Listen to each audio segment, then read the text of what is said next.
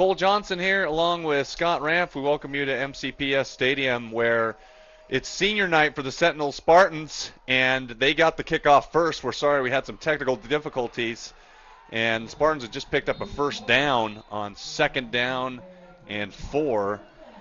So the Spartans have the ball at midfield. We'll go through the seniors tonight for Sentinel. Jake Peterson, wide receiver. Brendan Thompson. Blake Lindstead.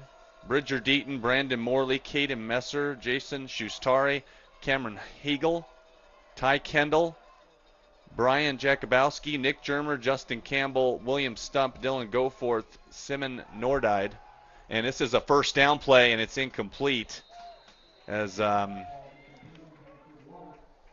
Ort tried to get it over to the Waters. Thomas James, Briar Newbari, Caleb Kanaib, Austin Carlson, and Tanner Stack are all the seniors for Sentinel tonight. Wow. Yes. They have quite a team for sure. They do. They really do.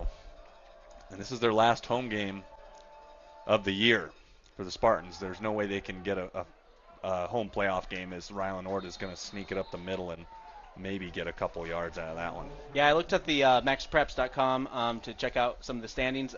It looks like Capital is standing at 6-3. 6-3, yeah. 6-3, while Sentinel is at 4-4 right now. Yep, 4-4. Sentinel has lost 3 of their last 4 games. They were 3-1. They started pretty good.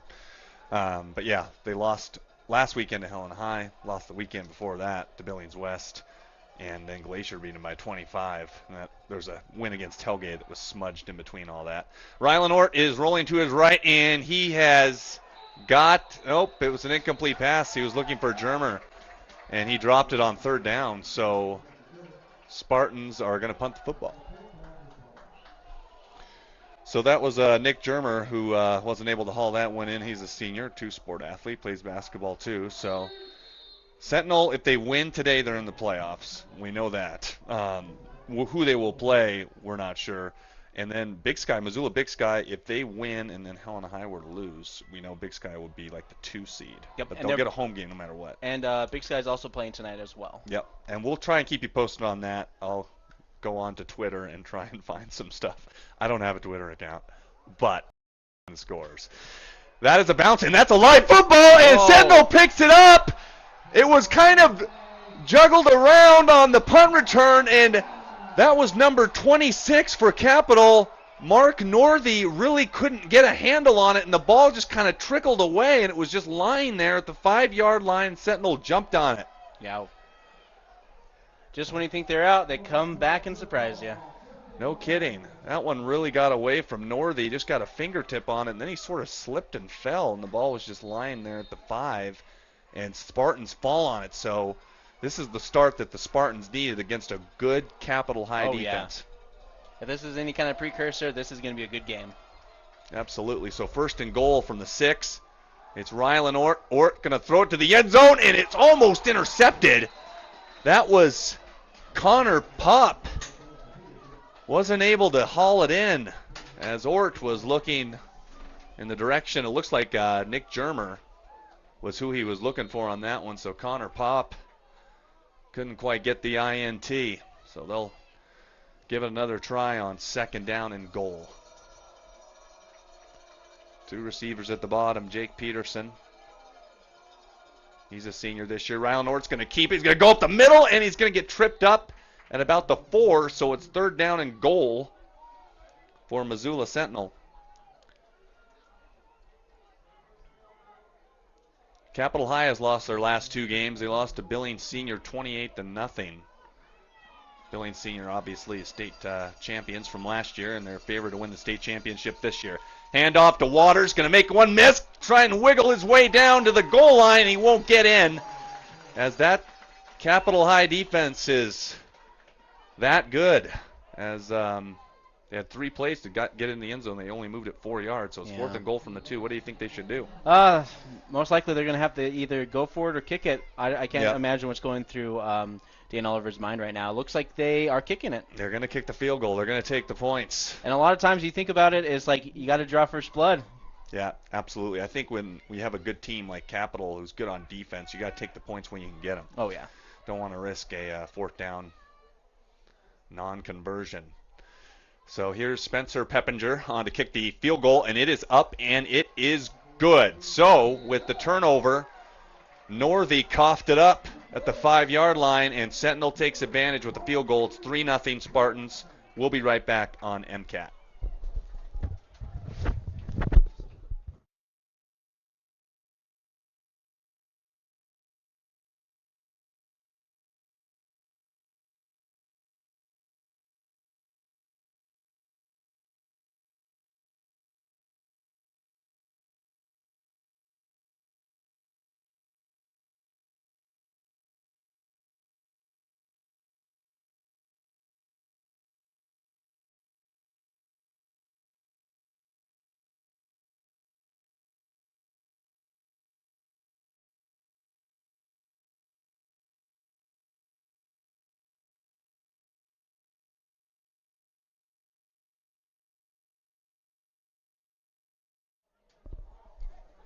Three nothing Spartans.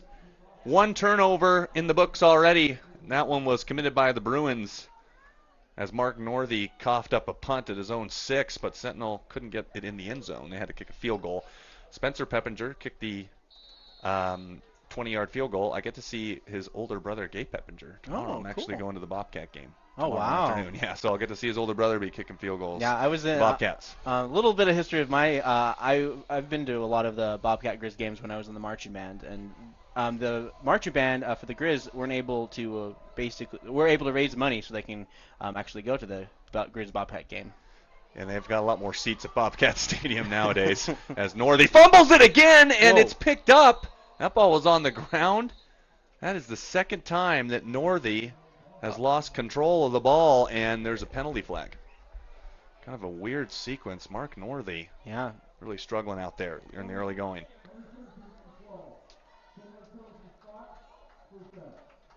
So there's a holding penalty, and it'll put Capital at the 10-yard line.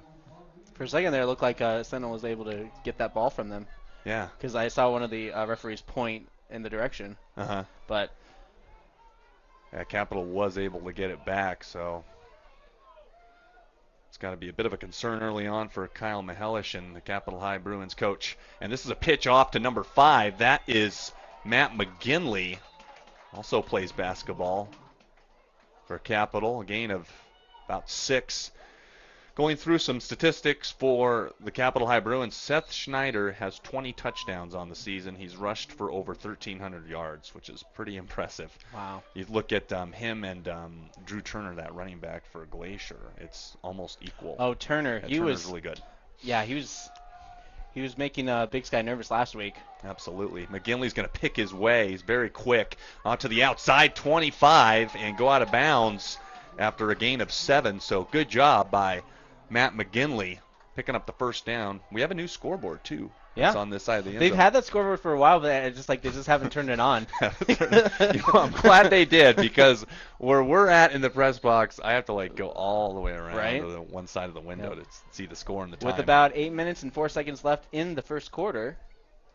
Yeah, Spartans up by 3.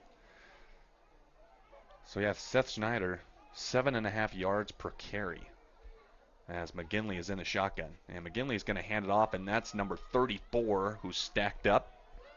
Alec Touche is tackled. And that was a gain of 3. So handoff to Touche. I don't know if we'll see much of Seth Schneider, at least at this point. We'll let you know when he checks in.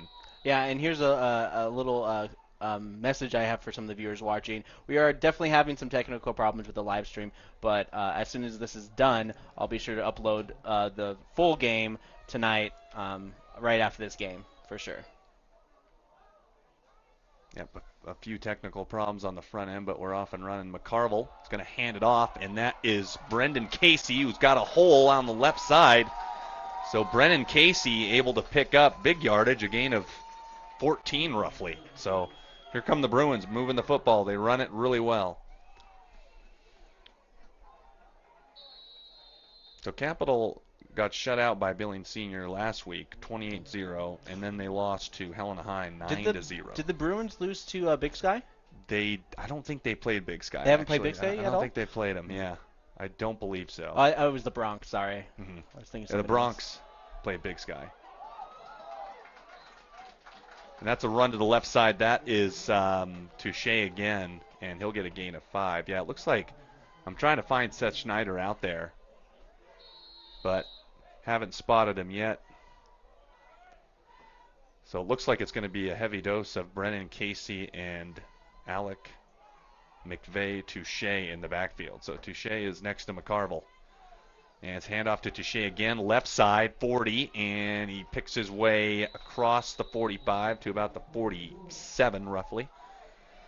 And that's a short gain.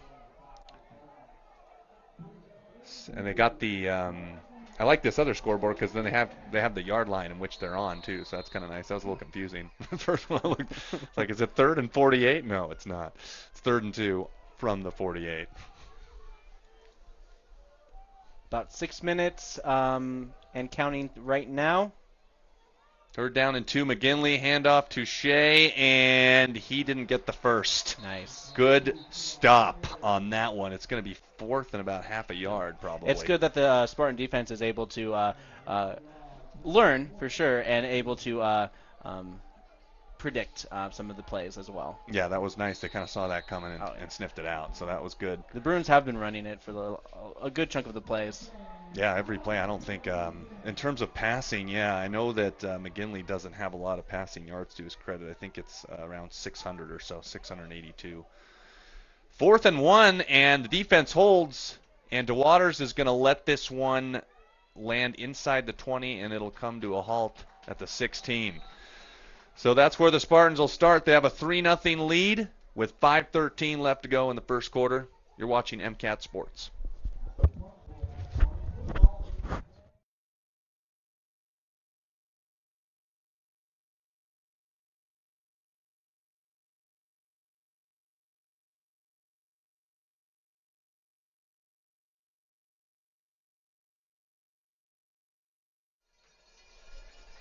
Shotgun for Rylan Ork. They'll throw it out in the flat on a screen, and it's down the sideline. There he goes, and he is going to get knocked out. Yeah, he was so close. He could have made it all the way if he...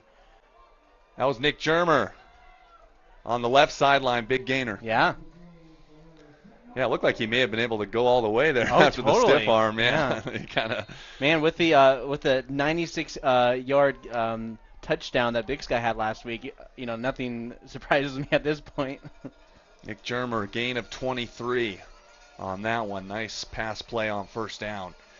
Here's Rylan Ort going to look in the direction of Germer again. Actually, that's not Germer, but it's hauled in for a 5-yard gain. It's hard to see who it is on the side of the other side of the field. Yeah, Thompson? Okay. Yeah, I think that was Brendan Thompson, yeah. So he picks up 5.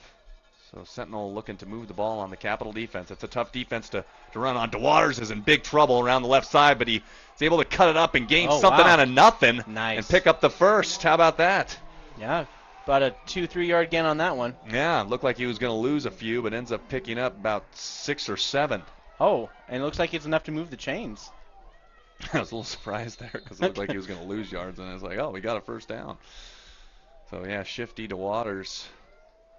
It's been good to see him back out on the field. I know he had that ankle problem for a while, so we didn't see much of him early in the season. First down and 10, it's DeWaters again, and he is going to be wrapped up. A good tackle after a gain of 3. That was Trevor Weinel able to bring him down. Yeah, I don't know if it's the colors, but it looks like the Bruins' defense looks a little bit bigger. Yeah, Trevor Weinel, 250, taking down Elias DeWaters. That's like college weight. Yes, and it's not the heaviest. Carson Schumann is 265. So, wow. But yeah, when you've got a nose tackle, Trevor Weinel, 250 pounds, that's a lot to deal with. DeWaters is going to take an inside handoff and a good leg tackle there. That was Nick Morrison taking him down that time. 3rd down coming up. So Nick Morrison actually leads the team in interceptions. He's got a couple interceptions.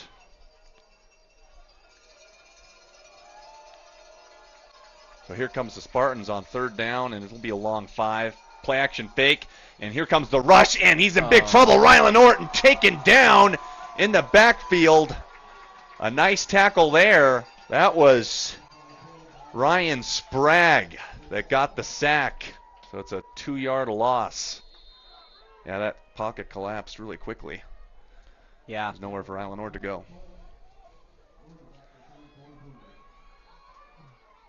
So Sentinel will kick it away. It's the first time this is the second time they've punted. They have a 3-0 lead. They got a few first downs, but then the drive stalled. And this is going to land inside the 1, and a save at the 1-yard line, and it's down at the 1. Wow.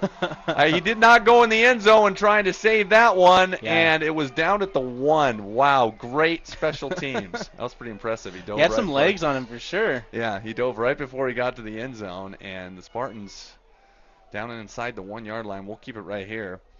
Again, this is Missoula Community Access Television. If the Spartans win, they're in the playoffs. They're going to be a lower seed. Yep. And it looks like the live stream is settling so far. It's been a good couple 6 minutes. We're live. But, of course, be sure to like Missoula's Community Media Resource on our Facebook page to get notifications when we're live. Exactly. Yeah, feel free to comment and let us know how we're doing. We really appreciate it. David Yaffa called the game last weekend. He's not here tonight, but he'll be here next weekend when Big Sky hosts a playoff game. A lot of his family members were watching from all around. A friend of his was watching from Florida. I was able to chime in from Bellingham, Washington last weekend, so that was we gave you a couple shout-outs. There you go, yeah. I did hear it once I commented, so it was awesome. Handoff right side, and this is Touche. Actually, it's left side, and he is stacked up. The Spartans are right there to stop him, so it's going to be 3rd and 6 inside the 5. Yeah, the Bruins are going to have to change up their offensive plays to because it looks like the Sentinel defense is kind of predicting all of their moves. Yeah, I mean, you can run it when you can run it effectively. I mean, that's what you're going to do, but you can't run it every single time. So on 3rd and 6, they're going to be forced to throw it at some point. Oh, definitely. You don't want to just be stacked up in the back. So we'll see what Matt McGinley does on 3rd and we'll call it 5 actually from the 6. And sometimes when you have the extra downs, you should use them to do a couple throws just to get out of there. He's going to run around the left side, and there's nowhere to hide, and stacked up and dragged down for a loss of just call it 1. But yeah, they're right back where they started. Right back where they started. Again, Matt McGinley not really fooling anybody. When you're one-dimensional, you may have to go to the air at some point. Kyle Mihelish is kind of looking for some answers on the offensive side right now. So good field position for Sentinel. This is a game that they have got to win to make the playoffs. If they win, they will most likely go to Helena High, pending Helena High getting upset. And this is going to kick at the 32, so Spartans are going to have it at the Bruin 32-yard line. Pretty much about 15 yards from where they kicked it off to the Bruins. Pretty much, yeah. And you're just about in field goal range. I mean, you're 10 yards away from field goal range. So. Yeah, they're gonna. If they have a good, strong kicker on the Sentinel team, they can probably make it from here. But. Yeah.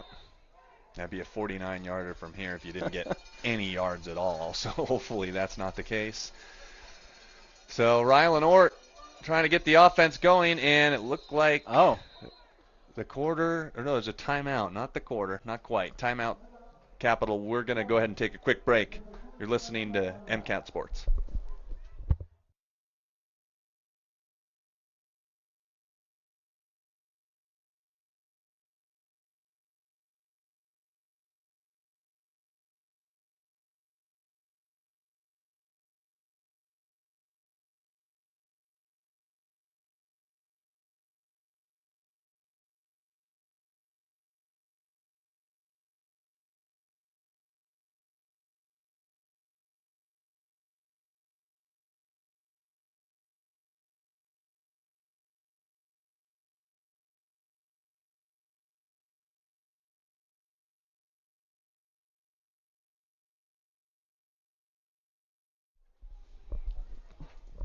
Welcome 52 seconds left to go in the first quarter. Sentinel up 3-0. It's been a fast quarter, a lot of running plays. Sentinel has completed a few passes on their end. Yeah. So it's kept the clock moving for the most part. First down and 10. Here comes the rush, and this is going to be caught, and a good tackle on the outside there. That was Ben Huntherson. Yep. Looks like they made a good at the halfway mark. Yep. Hunthausen. Hunthausen. Yeah. Yep, it's Ben Hunthausen, the senior linebacker, 175, takes down Elias DeWaters for a gain of 5. So 2nd down and 5 at the 27. Spartans and the Bruins. And this is an inside handoff, and it is going to be, oh, look at him go. Yeah, that was a good run there. I believe that was, try and get someone on that one. I think it's the other running back for the Spartans. I'm completely blanking right now. Yeah, he had a couple hands on him, but he was able to just push right through. And this is Rylan Ort's going to take it now and get about a yard on that play. So it'll be 2nd down and 9 coming up. And it's the end of the first quarter. Spartans up. We'll have a 2nd and 9 coming up. They're up 3-0 at the end of the first. Missoula Community Access Television. Yep, and just want to give a little shout out to my crew, Austin Guzzi, Graham Martin, Rowan Lemus, and of course to my right, running switcher is Jack Catmull. And we'll be back with the second quarter right after this.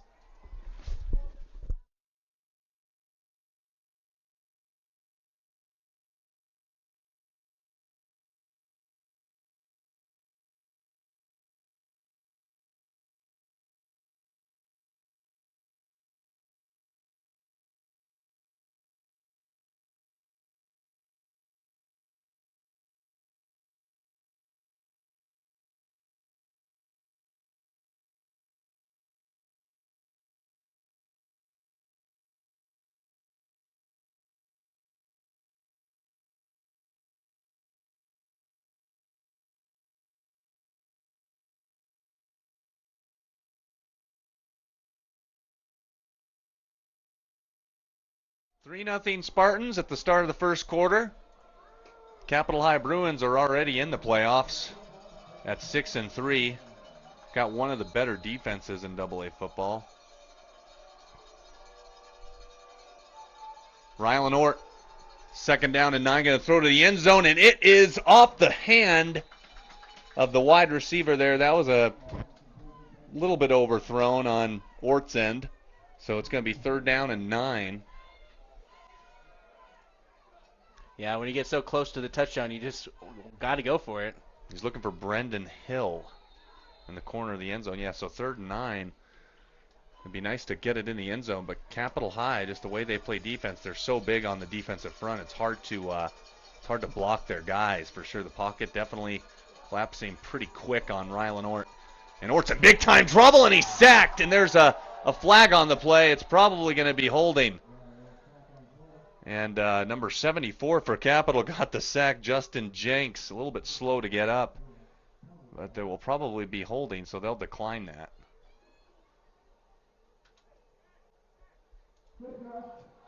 Oh wow, they're gonna get a face mask on Sentinel, and it's going to be the 5-yard variety, so it's they'll replay the down, but Spartans are gonna. It should be 3rd and 4 now, I believe. 3rd and 14. No, sorry, it was a face mask on Sentinel, but Capital didn't decline the penalty, so they're gonna. Yeah, they have another down. They have another down, so okay. I don't. All right. Well, take it what you can get, I guess. I guess 3rd and 14. There might be holding on that play. Yep, the ref saw it all the way, and Rylan Ort is going to scramble and get devoured while going out of bounds. That Capital High defensive line is really coming after him on this series. Yeah. But the face mask was on Sentinel. It was, yeah. So it was they didn't decline it, so they took the. They took the yards, but wouldn't they have declined it because they got a sack? Or Capital did, so it's a little confusing. It's almost like they didn't get the option to decline it. It's just like, okay, we're going to replay the down. So it was a little strange. But this is going to be holding on Missoula Sentinel. And this is backing them out of field goal range. So this is why I understand why they would accept maybe the penalty. So they have to play another Still 3rd down though, so. Yeah. Oh, yeah. You can already tell that the Bruins are already positioning themselves for any kind of big throws that Sentinel's planning. Yeah, they'll be in deep quarters for sure on this play of 3rd and forever. Sentinel, I think if you're going to try and get a field goal, is it third and what down? It's not. Well, it's not quite third and 48, but it's pretty close to it. Yeah, Ryland Orta is going to scramble and throw a completion. Wow. And that's big because now they're back in field goal range. They might be able to try a field goal. Yep. Yeah, this has basically been a low-scoring game. It might just be all determined by field goals. Yeah. And Capital has not really given up a lot of touchdowns this year. I mean, with the exception of Billings Senior. Yeah, both teams are playing a really good defense for sure. Yeah. Sentinel has basically knows exactly what kind of offense the Bruins have. And they are going to try a long field goal. This is a 42-yarder. So we'll see how this goes. This is Spencer Peppinger. See if he's got the leg for it. Capital's going to be coming after him, though. It's a bit risky. We'll see what happens. Here's the snap. And the hold is good. And the kick is on its way. And it is good. He got it from 46 yards. Wow. Big time field goal there. Yep. Sentinel leads Capital 6-0.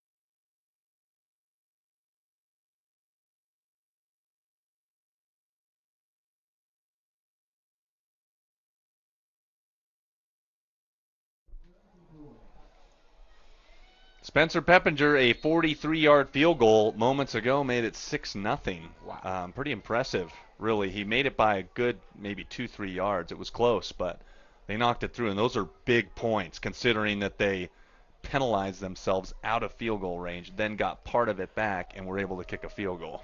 Yeah, Sentinel definitely has been making a lot of bad situations turn around. Yeah, it's definitely a huge victory to get some points. And this is going to be brought up the middle, and that is the Bruins, number 34, I believe it was. That's Alec Touche bringing it back for the Bruins. Let's see if the Bruins can do anything. I think they're going to be forced to pass it on some downs just because they were running it pretty well the first series. I think it was maybe the second series, but then they got pinned back. And I'm definitely curious to see some of their passing skills. Yeah, we'll see what they can do here. The pitch is going to go to number 5, and he's taken. Well, no, he did have him for a little bit down the sideline. And that was Matt McGinley on an end around. It looked like maybe Sentinel had him in the backfield, but he ends up picking up about 20 yards. Yeah, it was 20. It was. Well, it looks like they're gonna mark him down at the 49, gain of 15 to be exact. But yeah, good run. Yeah, it was a great run. Yep. So that was McGinley. It was Bridger Grovum that took the snap, and then he pitched it over to the QB McGinley. And Grovum is taking the snap again, number 8. And he'll hand off to Touche, and it'll be just a short gain of 2 for Alec Touche. Hope I'm pronouncing that right. If I'm not, you can always send a Facebook comment. Oh, yeah, on definitely. the Missoula Community Access Television. Make sure you Facebook write page. it phonetically, too. Yeah. Yep, spell it all out so I can say it right. So Bridger Grovum looking to get the offense rolling here, and he's going to throw it out to McGinley, who's playing wide receiver now, makes the catch, spin move, out for a first down, and picks up about 16. So that was Grovum throwing to Matt McGinley for a big gainer.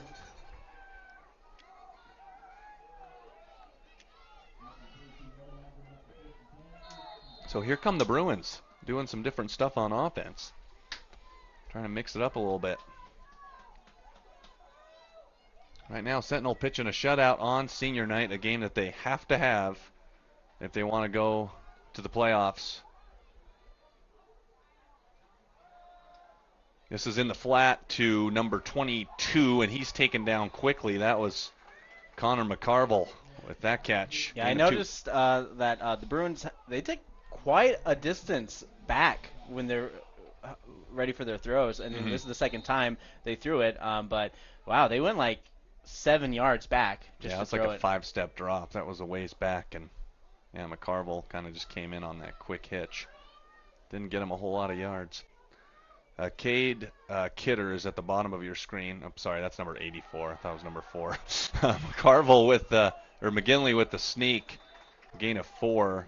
It was number 84. Michael Nettleton was at the bottom, and Nettleton will come out on 3rd down and call it 6. Yep. Under 9 minutes to go in the first half. 6-0 Spartans on a 43-yard field goal by Spencer Peppinger and a 20-yard field goal by Spencer Peppinger. And there's going to be a false start.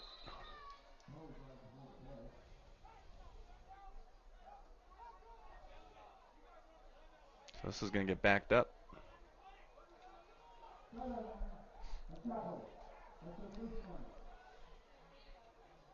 Actually, never mind. No false start. It's a sideline warning.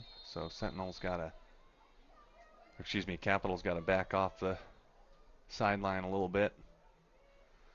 And it's going to be 3rd down and 6 from the 28.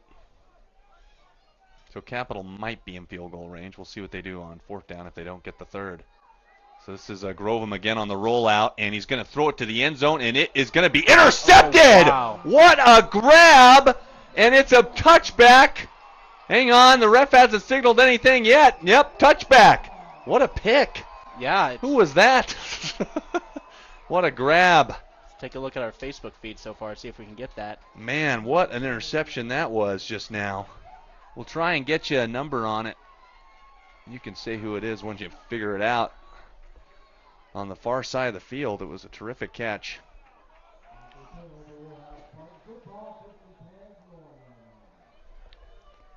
Unfortunately, it wasn't That looked like 2 for Spartans. Maybe Rylan Ort was playing defensive back, might have been. But it was not a touchback. He actually intercepted the ball defensive for 1. back.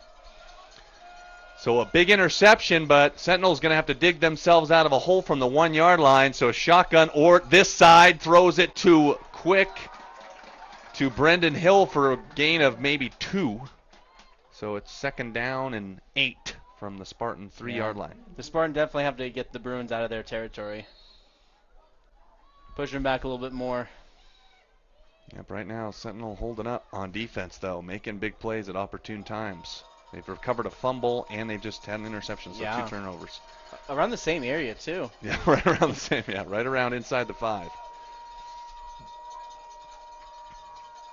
So here's 2nd down and 8, and it's going to be DeWaters. Nope, Ort keeps it, and he's smudged at the 10. But he's able to get like 2-3 more yards just after the fact. Yep, after contact, I think that's going to be enough to move the chains, I would say.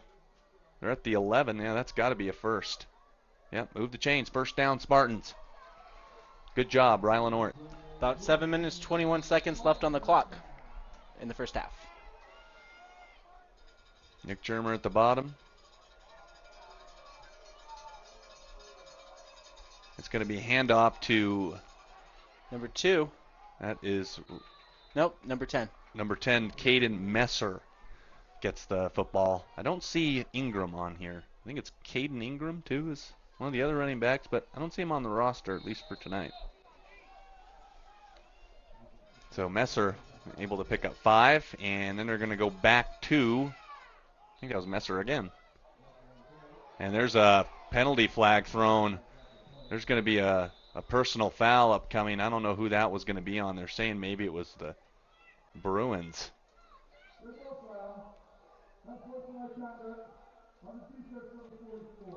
Oh, personal foul on number 44, Alaric Greel, the defensive tackle, 225. So that's a big penalty. That's going to mark off 15 yards for the Spartans.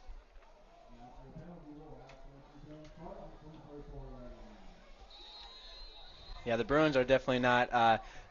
They're out of sorts in this game for sure. Yeah, seems to be they can't quite get all the momentum back. It looked like they had it last drive. DeWaters, 35, 40, Oh. 45, maneuvering up toward the 50, but there is a flag, and it might be coming back. But Elias DeWaters, gain of 15. And looks like the Spartans are going backwards, so that's not good. Dane Oliver not happy. Thought that one's going to be holding. Yep.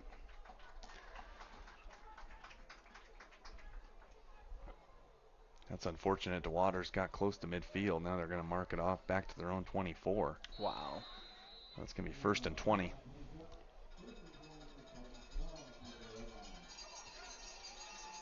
This game, first half at least, moving right along. A lot of running plays.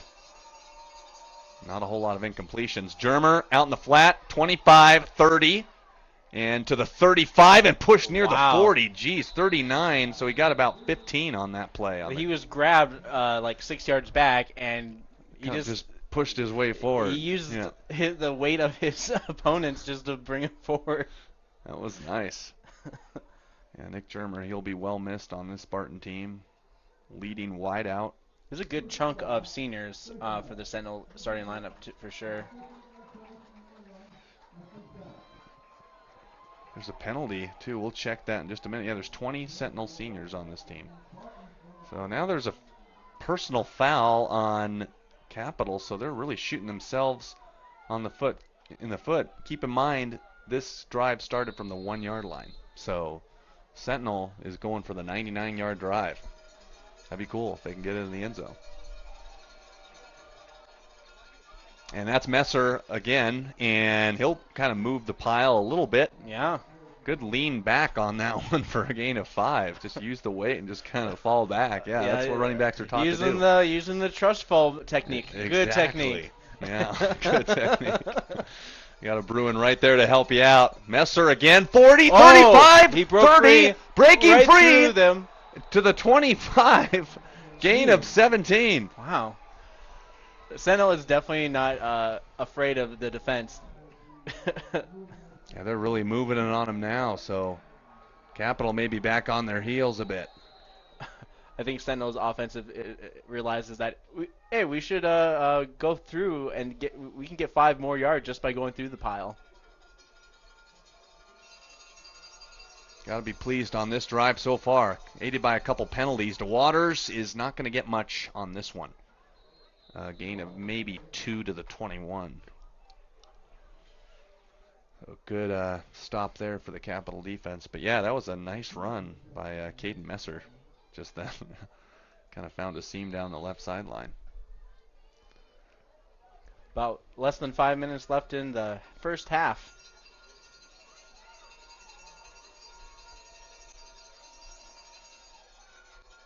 It's going to be Rylan Ort on the play action. He'll get down across the 15, so it's going to be another penalty.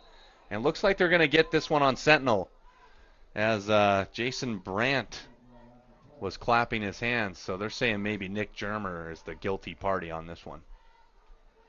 I don't know what happened. Maybe there was hands to the face or something. Well, that's a penalty you really don't want because some of the momentum was kind of on one side. Now you're kind of pushing it back to Capitals.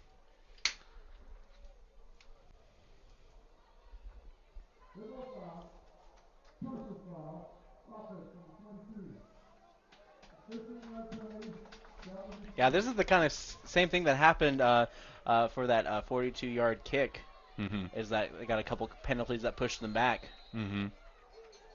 Yeah, that was tough on Germer. It would have been 3rd and 2. Now you've got 3rd and 17. So it makes it a lot tougher because it was after the play, so you don't get the down back or anything like that. So that was a tough penalty right there. And Ort's going to throw it out in the flat, and that's Messer. And it looked like, oh man, maybe another penalty possibly. Oh man, that was 53. Trevor Wellnell getting in, and Wellnell is just so big. Could be holding again. They can't block him right now.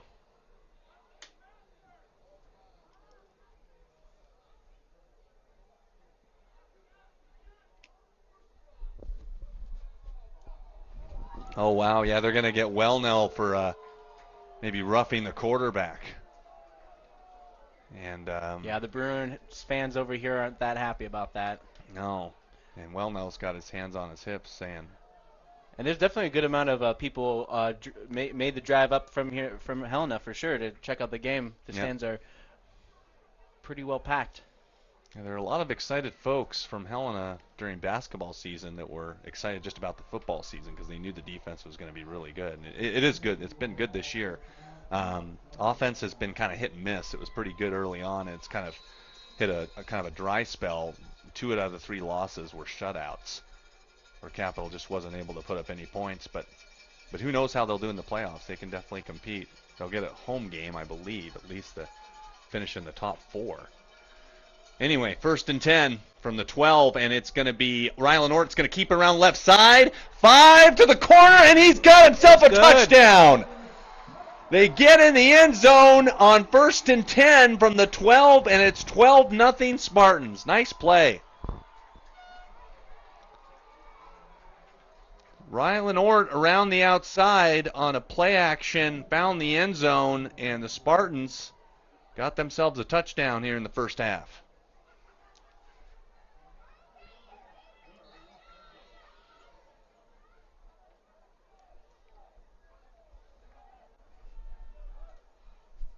Spencer Peppinger on for the point after. First PAT of the night, and it is good.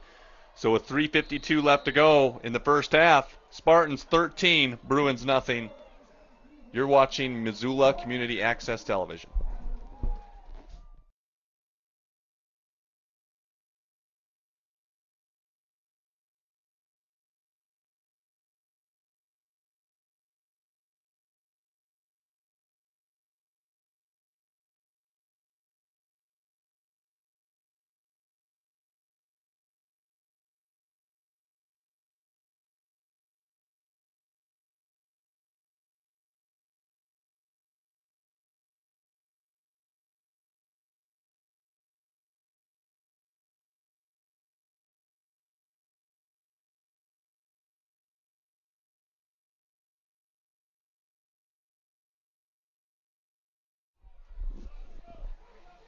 "13-0 Sentinel up on top.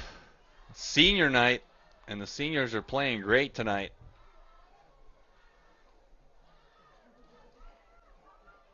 This is a 13-0 lead in a game that the Spartans obviously need to have. Again, if they win this game, they're in the playoffs. They actually could end up playing Big Sky in the first round if Big Sky were to win and Helena High were to lose. Otherwise, it's going to be Helena. Here we go. From the 10-yard line is where the Bruins will start, and it is hauled in. That was Alec Touche with the run back, number 34. So yeah. And can you imagine what kind of game that would be if Sentinel were to play Big Sky here? It's probably the first best round? matchup for them too. Helena Yeah. High's on the road. At least it wouldn't be a home game for them, no, but they're playing on their And home also, field. it'll be So, like a pretty big redemption Yeah. Sentinel game against Big Sky for sure. yeah, that's definitely the matchup that they want. They don't want to have to go back to Helena. Handoff to Touche around the left side, and he is going to be dragged down in the backfield at the 20-yard line. That was actually 67. Jackson Torin got his arms around him first. Then he got some help later on. Loss of 2. So Capital kind of searching for some answers. They had some success when they had Bridger Grovem take the snap and is finding some completions, and I believe he's still back there. Nope, that's McGinley again. So McGinley's going to run it, and he's not going to get much. Maybe back to the line of scrimmage, and it's going to be 3rd and 11.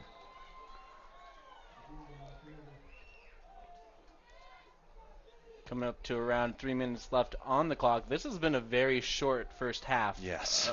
of a game. A lot of running plays, and there really haven't been that many incompletions. Maybe a few at best, but Yeah, but Other so than far that- the game has been playing on for about 45 minutes. that's insane. So Matt McGinley trying to get the offense going in the right direction, and McGinley's in trouble, and he's going to elude the rush.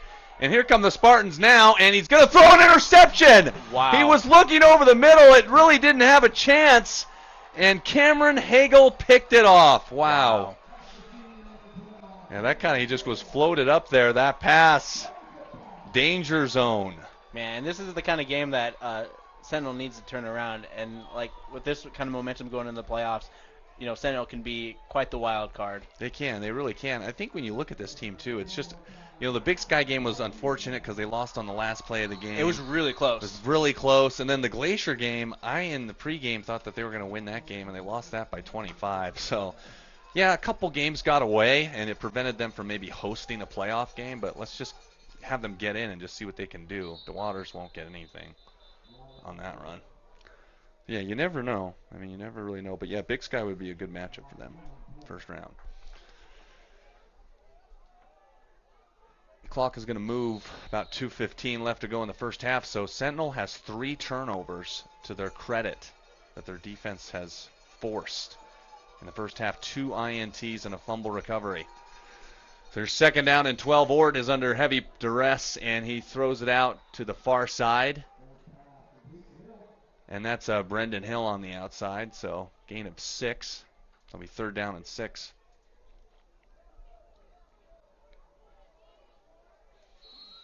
A field goal from here would be 48 yards.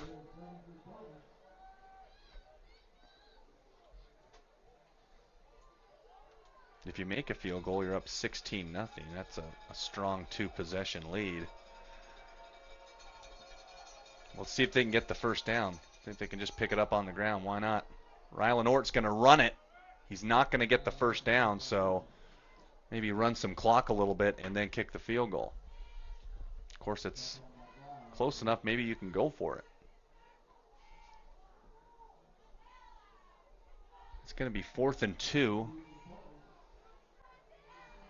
And the Spartans are going to go for it. So let's see if they can pick it up. I'm thinking about a quarterback draw on this play. 4th down and 2 on the 26 of Capital. And Dane Oliver doesn't want to take any chances, wants to think it over a bit. So we'll go to a break. You're watching MCAT Sports. Sentinel up 13-0, looking really good tonight. We'll be right back.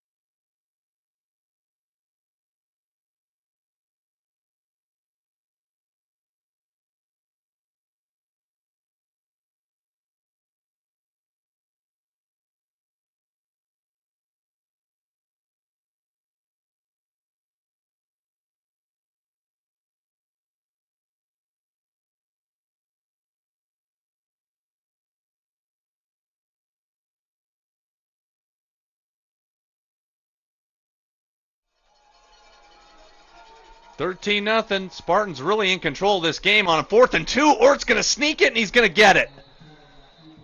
He needed 2 yards, and he got 3, so it'll move the chains inside the 20. 25, I should say. That'd be really nice if the Spartans could go up 20-0.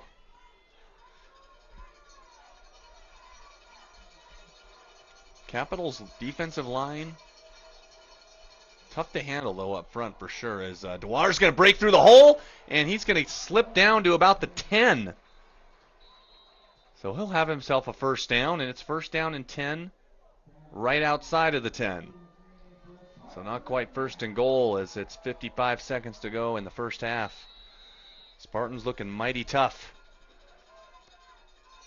As they try and get into the playoffs, it's Germer on the outside, and he is going to be wrapped up by about 4 Bruins after a gain of 2.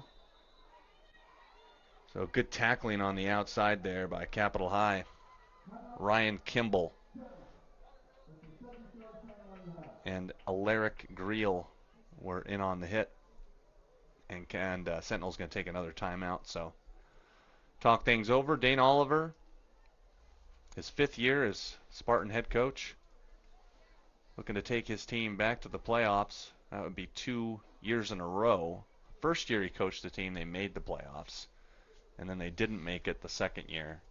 And then I think the third, fourth, and the fifth year they made the playoffs, but they've never hosted a home game. So it's been a while. So yeah, They're if not gonna be they're able to if host they're it. playing against Big Sky, We could technically you call could it. call it a host. You could. I mean, Yeah. you could. Yeah, yeah. 41 definitely. seconds left in the first half. I've been trying to look up things about what's going on with Big Sky, but I haven't been able to find anything. Yeah, we'll make sure to try and get you something at least by halftime. Maybe get on a Twitter feed, and we'll give you some scores and obviously have statistics. And then we'll read a page from David Yaffa. And he has a write-up on playoff scenarios and stuff. So we'll check that out. David, we miss you up here in the booth. We hope you're having a good time with your family. As the Spartans are looking to go up 20-0, let's see if they can do it. Rylan Ort's going to take it himself, and he's going to get down to the 2. So it'll be 3rd down and 1. They can still pick up a first. So it's going to be 3rd and 2 from the 3, I think is what it is. So here we go. 3rd and 2. Going to hand it off to Ort, and he's in the end zone for a touchdown, and he just got leveled as he went in, but it doesn't matter as he crosses the plane. That was a big hit. Yeah. He got totally laid out, but with 13 seconds left, it's 19-0. He just stood up straight and just kind of weaved right through the defensive line, just like that. Yeah, he knew where he needed to get. The trust fall's been working pretty good. Know Yeah, where you the need to go. old trust fall tactic. Yeah. Works every time. So Spencer Peppinger on for a second PAT of the night. And it is up, and that was close. It is good. Nope, went through. So 20-0 with 13 seconds left to go in the first half. Spartans looking mighty good. Best really they've looked all year from my vantage point. And we'll be right back on MCAT.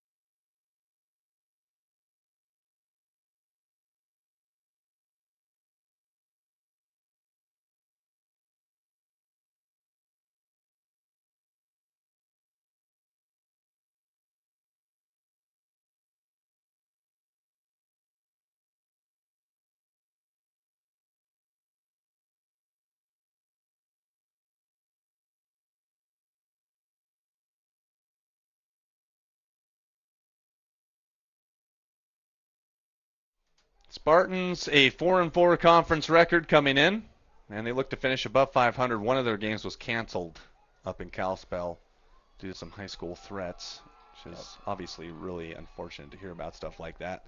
So they actually played one less game than a few of the other teams. And Sentinel definitely has to play some really heavy defense because the Bruins have the 12 seconds left in the first half because they will get the ball in the next half. So they can do as many crazy plays as they want to try to get that point. Right. They'll probably play some hook and ladder for a little bit, some lateral plays. But yeah, Sentinel scored with only 12 seconds left to go in the first half. And right now you have to give Sentinel credit. The defense forced 3 turnovers, so that's particularly the reason why they're up 20-0. Yeah, Bruins just had a tough break in the first half, but second half is a whole nother game. If Bruins get that good momentum going forward, I'm just going to throw it out in the flat, and banged out of bounds is Matt Colpon, the tight end, 215. Yep, senior. clock is stopped at 8 seconds left on the clock. So enough time for probably just one more play. We'll see if we'll see any hook and ladders, or maybe Capital just run it out. Bridger Grovem is taking the snaps on these plays. They're going to do the hitch and go to McCarville. And he's going to run up the middle and be taken down. I keep calling him McCarville. It's not McCarville. McCarville is the wide receiver. Matt McGinley is the QB. All right, so Sentinel leads Bruins 20-0. What kind of thing can you expect the Bruins are going to do coming into the second half? I think they're going to have to pass it more because the running game hasn't quite gotten going yet. It looked good on one series, and then there was a turnover. Yeah, but I think the Sentinel kind of evolved and changed to work with their running plays. So, yeah, definitely the Bruins definitely have to look into throwing the ball a lot of the way for sure. 20-0, the Spartans lead at halftime. We'll be right back with halftime statistics once halftime gets over, and we'll look at some scores from around the state. Thank you for watching Missoula Community Access Television Sports. But I just need to say just one more thing.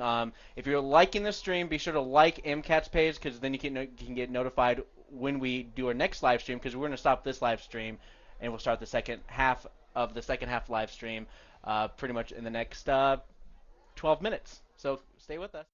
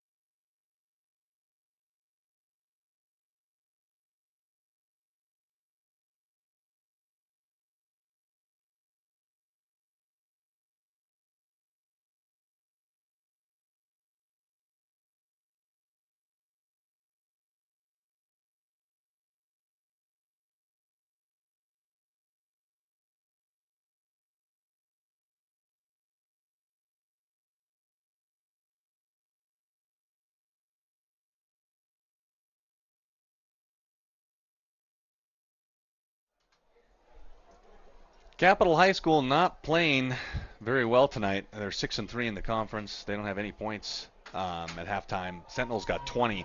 Sentinel forced 3 turnovers in the first half. That's kind of the reason why they're up 20-0. Spencer Peppinger's got 2 field goals. One of them was a 43-yarder. And then they've got 2 touchdowns. Rylan Orts sneaked one in. Actually, he snuck 2 in, I believe. He went up the middle on one, which he kind of fell backwards, and then he got one in the corner there. Oh, yeah. For a 20-0 lead. If Sentinel wins this game, they're going to be the 7th seed. If Helena High loses to Flathead and Sentinel wins, it's going to be Sentinel and Big Sky In the first playoff game in the first next playoff week. game next week. Whew. Yeah, so that would be pretty intense. Don't quote me on that actually, because Big Sky still has to win their game, but right now they're ahead as Janicaro's got 3 touchdowns in the first half. I'll let you know who they're playing in that one too on the Twitter feed. Janicaro has had himself quite. Oh yeah, he's had 20-7. career. They're up in the 20-7 first half. Yeah. Wow. Got a 58-yard touchdown run. So Janicaro continues to tear it up Yep. for Missoula Big Sky. Last week he had that 96-yard touchdown. A 96-yard touchdown. Yeah. Wow. You gotta be kidding me. Me and David were kind of joking about that. Well, maybe this can be a 91-yard touchdown. Wow. Yeah, we'll be sure to check the Yeah. statistics at the end of the year, but I'm sure he's probably one of the leading rushers Yeah. in He- AA football. Oh, he's Sure. Oh, definitely. Like he's all around. His passing game's good. He has a lot of players he can rely on in his team. I've been watching him play this whole season pretty much, and I gotta say he's magic for sure. Yeah, I saw him play as a sophomore, and I'm like, oh man, yeah, he's pretty decent. And then last year he was real good in the crosstown meeting between Sentinel and Big Sky, and Big Sky won that game, and we got a chance to do an interview with him. But yeah, this year, haven't talked to him since then. But yeah, he's been playing real well, and that's a big reason why Big Sky's 7-2. So if Big Sky wins, Helena High loses, and Sentinel wins, it will be Sentinel and Big Sky. Sentinel, there's no way they could get any other seed but the 7, and then if Big Sky wins and Helena High loses, that catapults Big Sky to number 3, Wow. number 2. Number 3. Yeah. So Yeah, right now because they're third, I know yeah. Big Sky has about a isn't it 7-2 Mhm. season so far? 7-2. Helena High is 7-1. And I think the best So. team right now is Billings, and they're at like, are they 8-1, 9-0. 9-0? So Billings Seniors 9-0. The running back Askelson just got a touchdown. I must have looked at Billings West because they're doing really well too. Yep. Askelson had a 2-yard touchdown, and they're up 14-3 in their game, so they'll probably go undefeated. And I think that's the second year in a row they've been undefeated. They were undefeated last year too. Wow. So, yeah, Billings Senior kind of the head honchos in AA football with Gabe Sulcer as the wide receiver and Axelson as the running back. They got a good team. So, yeah, apparently their defense is extremely good too. So, I don't know any of their guys on defense, but they shut out a couple different teams. So, back to Sentinel football. The Nice Spartans kick. have a 20-0 lead. And this is going to be run back by Capital, and a good tackle on that play. That was Touche running it back, but a good tackle by Leo Thrush, number 20 for the Sentinel Spartans. So Sentinel, yeah, there's not a whole lot that they did wrong in this first half here. They forced 3 turnovers. They didn't turn the ball over. That's kind of a recipe for success all the way around. Yeah. So. Handoff inside to number 3, Brennan Casey, for a gain of 3. We'll call it 4. So it'll be 2nd down and 6. Don't have any statistics for you because our stats guy is gone. But what can you do? Sentinel's playing great tonight. Hopefully they can duplicate what they did in the first half to the second half. As McGinley's going to take it around left side. He's got some room, and he gets across the 40. So there's an extra burst. Yep, that'll be about a 15-yard completion roughly for McGinley. So good hole. And there's some positive momentum for Capital. If they want to get back in this game, they got to go down and score. Here's McGinley on the keeper again, and he'll get stuffed at the 44. And push back. Wow. And they're going to throw a flag. Are they going to get Sentinel on this one again? What happened? Did not see anything. Looks like number 9's talking to the refs who are down there. They may have gotten Blaise Merriweather for something.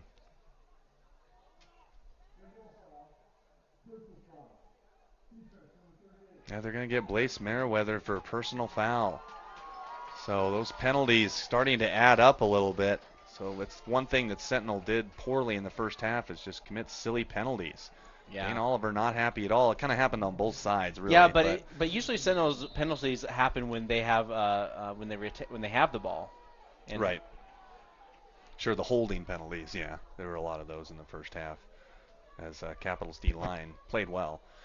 Handoff to Touche, and he's able to get about 5 on that play. So Capital's got some positive momentum here at the start of this second half. So Sentinel's got to have to toughen it up a little bit. They're up 20-0, but you can't get comfortable ever.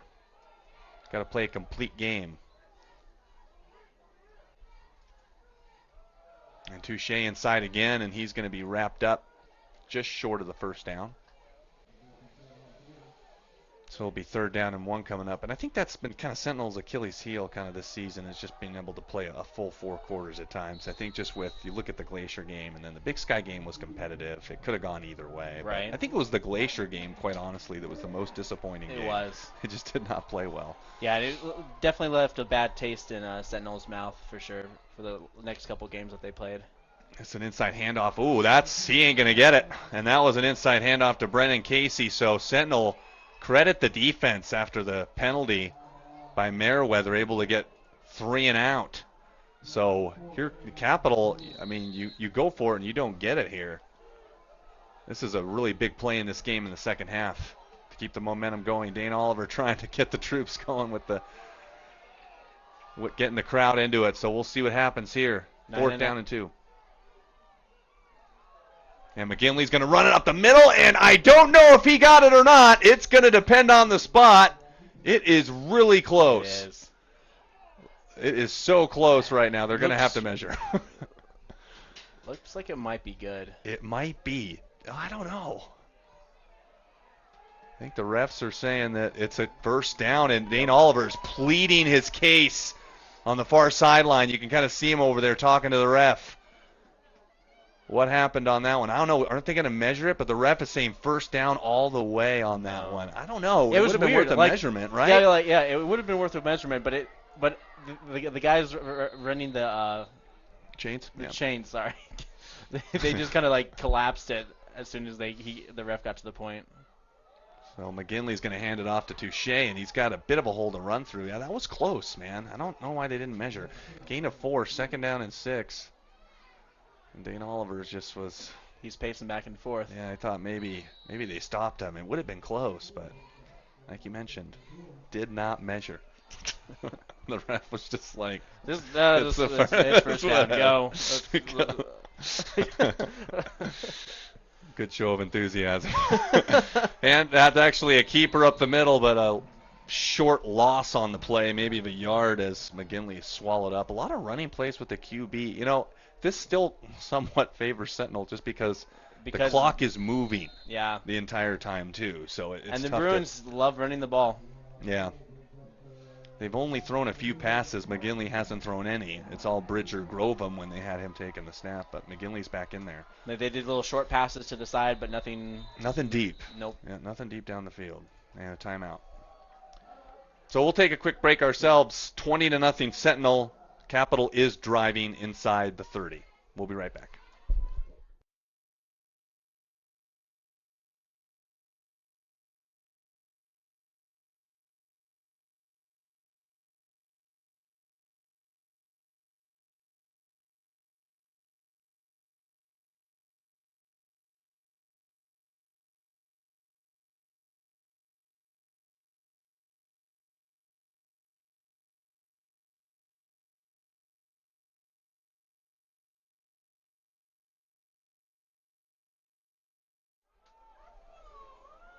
Sentinel up 20-0.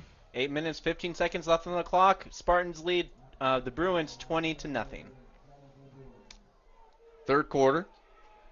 And Spartans off to a fast start in this game. If you just missed it, they forced 3 turnovers in the first half, and that's a big reason why they're up by 20. Hand off to Touche, and he's only going to get a few on 3rd down, and it's going to bring a 4th down. It's very, very predictable play calling on 3rd and 7. They just run up the middle. He only got 2. I'm really surprised Dane Oliver hasn't really just brought all his Sentinel crew just to come in a little bit more. Even if Capital, again, like I mentioned, even if they do score a touchdown, they're using a lot of clock, I think is the biggest thing. 4th down and 5. This is a huge play again, and it's McGinley going to roll out. And he's in trouble, and he's going to get brought down. Sack for Sentinel. That was Bridger. Deaton got to him first, and Sentinel will take over. Yeah, right at the 40. There you go. That may have, that was a huge play early in the second half. So way too many mistakes on the Bruins' end. A lot of running plays, and Sentinel has really came to play on this senior night. It's forced Capital really to just not do a whole lot on the front end on the offensive home field line. advantage for sure. Oh, absolutely. Or hometown advantage since we are at Big Sky. Hometown advantage. Yeah. Wait a second. There's 3 teams that use this field. Yep. Pitch and catch out to Germer, and he's got a lot of room. Oh, there's nothing. And he no could take it all the way. No one's touching him. He will.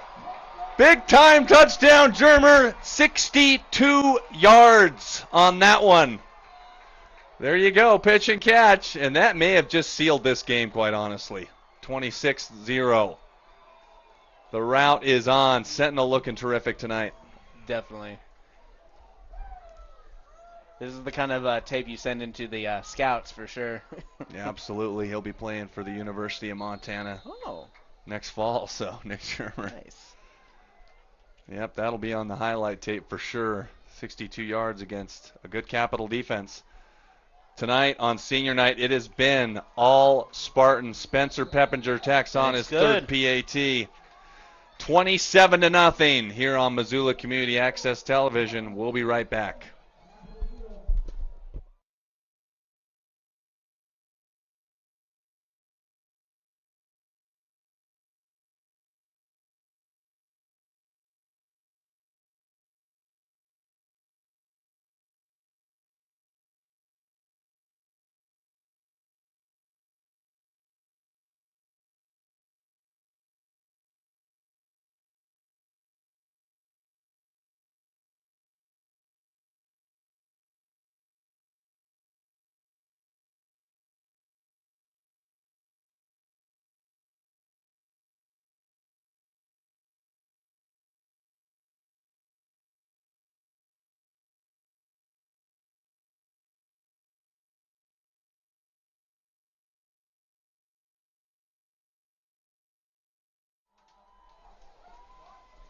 Home team looking good tonight, 27-0 over Capital High. And Capital High is looking to lose their third in a row if they can't come back from this. So they started well. Are they going to be in the tournament if they lose? Yeah, they are. They've already locked up a seed. So I could probably get a better glimpse of where they'll fall as soon as we kick this one off. But they could lose a grasp on potentially a 4 seed. They could slip maybe down to number 5. But I'll take a look at the standings here in a bit. And this is going to be taken by Capital up the middle. And it's bounced to the outside. A good tackle there. By number 13. Yeah. No, 19. That was Brian Jakubowski, and that was Alec Touche bringing that one back. So good tackle by Jakubowski. And they're right on the 25-yard line. So that's where they'll start. And I'll try and get the standings pulled up in here in just a second. And now they've got Bridger Grovum taking the snaps. They probably should have been throwing it the whole game. This is going to be out in the flat. It's going to be incomplete, though. Yeah. So Grovum with an incomplete pass. Another flag. And is that going to be on the Sentinel again? Looks like William Stump might be the guilty party on this one. Yeah, it seems like Weird Sentinel penalties. can't sneeze without getting the flag. No kidding.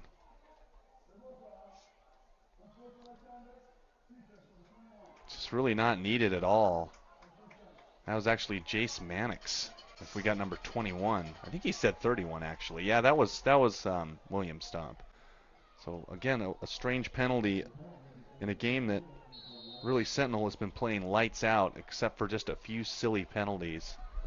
It's really something you don't need, regardless of the score. Grovum is going to throw it again, 1st and 10, and it's almost intercepted. It would have been a pick 6 for Caden Messer the whole way, and another flag. So here we go. It's Trevor Wellnell getting in on it again, and this one looks like it's going to be on Capital. So we'll give you an update on the penalty in just a minute. Yeah, so Helena Capital right now is tied for 4th with Billings West. So I don't know what the tiebreaker scenarios are there, but if they lose, I mean, it's definitely not looking good for a home game for them. So they'll probably slip down to 5. And Kalispell Flathead, if they win, if they beat Helena High, it could be as worse as a 6 for Helena Capital. So we'll see what happens. They definitely weren't playing like a 6 seed early on. So 2nd down and this is 2nd and 25 maybe. And Grovum's going to go deep down the sideline, and it is going to be knocked away, and a great play on defense right there. I think that may have been Brendan Hill. We'll get a number in a second. Nope, that was maybe Cameron Hagel, number 12. Good defensive play. So it's 3rd and forever for Capital, and I'd say if they don't pick up this 1st down, this game is pretty much over. Yeah. The way they've been going. From a lot of the games that I've seen here in Missoula County stadiums, it's basically been very wild for sure. Just like you just don't know what to expect. This is Grovum on the outside, going to look down the field and complete it. Good pass. That's Connor McCarville finally getting in on the act on the receiving end, but it's 4th and 10. So that's 4th and about full 9. You got a punt. So DeWaters will be back to receive the punt. And the clock continues to move to 6.5 left to go in the 3rd. This is a quick turnaround. And it's going to be kicked away, and DeWaters is going to let it go to the far side, and it'll trickle down to about the 16. Call it. So that's where Sentinel will get it. With 6 minutes, 20 seconds left in the 3rd quarter, Sentinel leads 27 to Capital 0. We'll be right back on Missoula Community Access Television.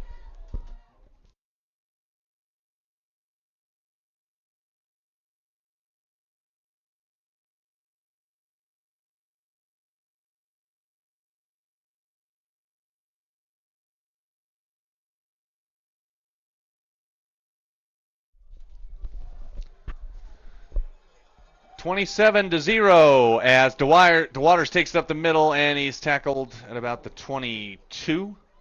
Brought down by Capital High's Mark Northey.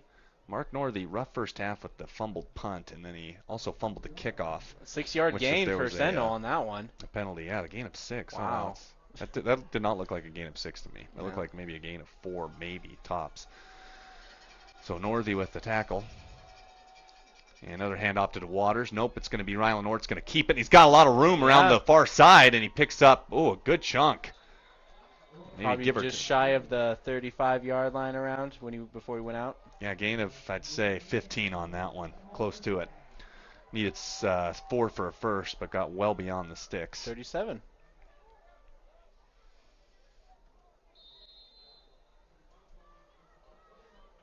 That was a gain of 15, as they had at the 22 last time. 1st and 10 from the 37.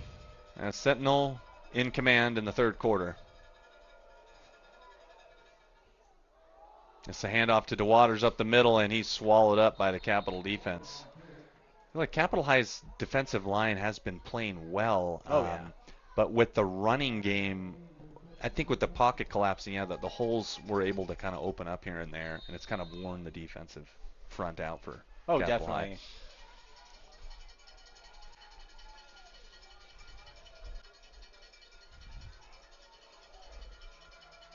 Second down and 10, and it's DeWaters up the middle, and he'll get across all the way down to about the 45, so a good gain of about 7 on that play. We'll look at the Twitter options here.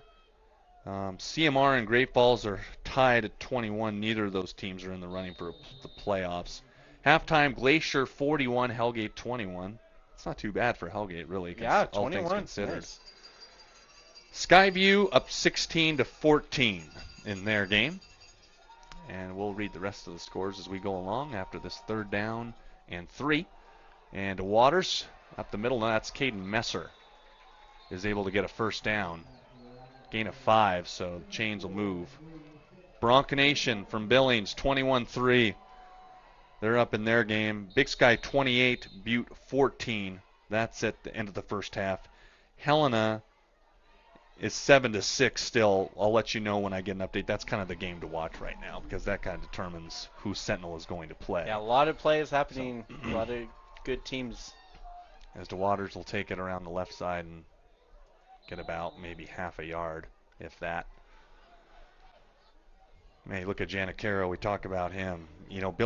Big Sky could be there in the end. They could make it to the state championship. And it's familiar territory for Big Sky, being 28-14, always like a 2-touchdown lead. This is really, for Big Sky, it's probably one of the better teams they've had in a while. They've usually been one of the better AA high school football teams in the state, but for them to finish number 2 potentially is really good for them. DeWaters will take the handoff, and he'll pick up a good 12 as he falls forward and keeps the legs running. So that's a gain of about 12 yards and a first down. So DeWaters milking some clock. So Sentinel will probably most likely just keep it on the ground. DeWaters is still in there, wearing out the Bruin defense. This is the most complete game Sentinel has played all year. Wow, they're pushing right through Bruins' defense right there. Yep. Just shy of first down yardage. Yep, gain of 8. They're wearing down the defense. Yeah, the Sentinel can definitely start seeing some of the pockets that the Bruins are just kind of opening up for them. We'll read some game notes from David Yaffa in just a bit. And there's going to be a timeout for Capital High, so perfect timing to read some of these off. With a win, Capital clinches a home playoff game. So if Capital would have won, they would have got a home playoff game. Billings Senior has home field advantage throughout. Even if they lost, they still would have got home field.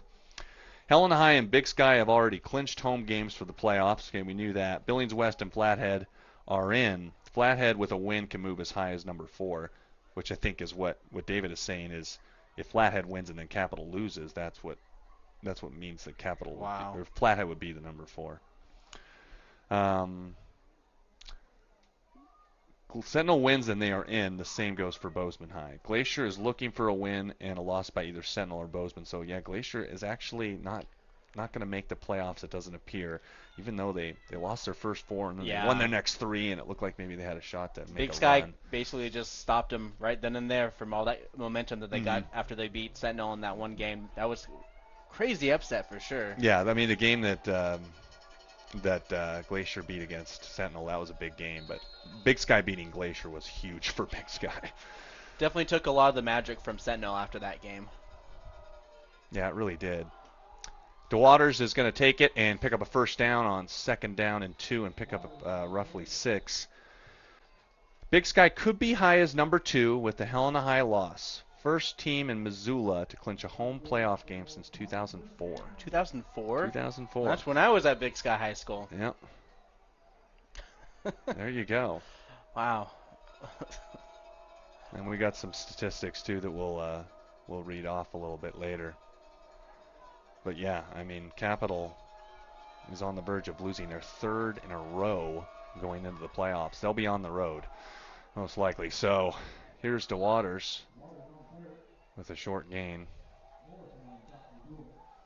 And hopefully I can I'll stop in probably sometime in MCAT and do a little bit of a playoff preview for Missoula, Big Sky, and Sentinel once we get the matchups going. Talk about the teams. Levi Janicaro, I'm sure, is going to be a topic of conversation for the Eagles. And Sentinel has obviously Nick Germer and DeWaters make some plays. Messer is hit at the line.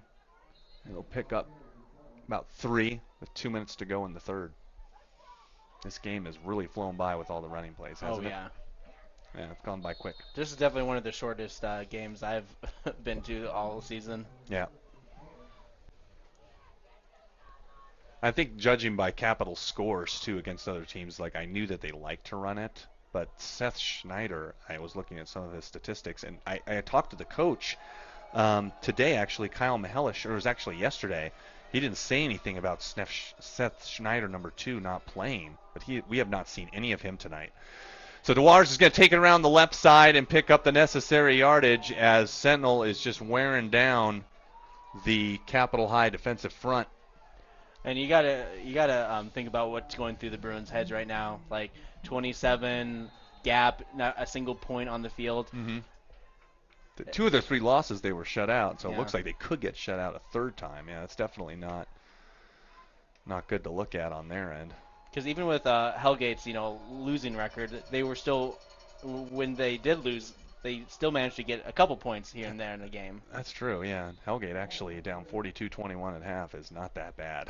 Yeah. That's a good step forward for them. We got to see them a couple different times. But primarily, like, all their players at Hellgate are all pretty much juniors. Wow. Yeah, their quarterback is a sophomore, and he's like 6'3". That's right. So he's a good basketball player. Next year, whew, I can't imagine what Hellgate's going to be all about, but they're definitely the team to watch. Yeah, they had some good athletes. They had Ublis, who played basketball as well, a good tight end. So they made some plays in the Sentinel game. This is going to be a handoff to DeWaters. No, Ort's going to keep it, and he's going to find the end zone. It was a play action. It's touchdown. And Ort kept it, and he found the end zone, and the route is completely on here at MCPS Stadium as Sentinel. Would you expect them to be up 34-0? I didn't really. No, I thought that Capital's defense was pretty good, but they've been wearing them down with the run all game long with DeWaters, and Messer has picked up some good yardage. So Spencer Peppinger's been a busy man out there. This is going to be his 4th point after touchdown. He's also kicked a 43-yarder if you missed it in the first half. Kicks up, and it's good. 18 seconds left to go in the 3rd. Yeah. Sentinel up 34-0. You were going to say something? Yeah, I was just going to say, with a 34-point lead against the Bruins, oof, it's quite a lead for sure. It's definitely quite a lead, and we'll be right back. We're closing down the 3rd quarter on Missoula Community Access Television.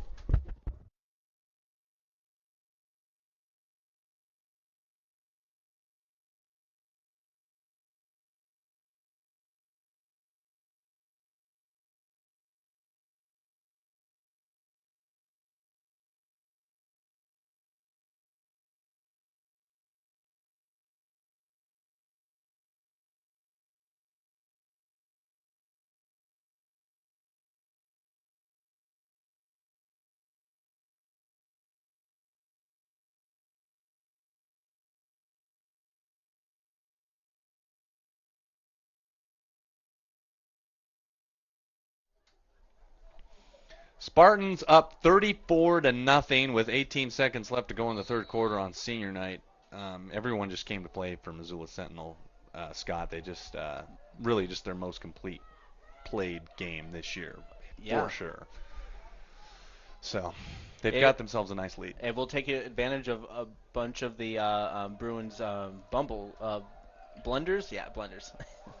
Bubble blunders. Yep. It's like a double blunder.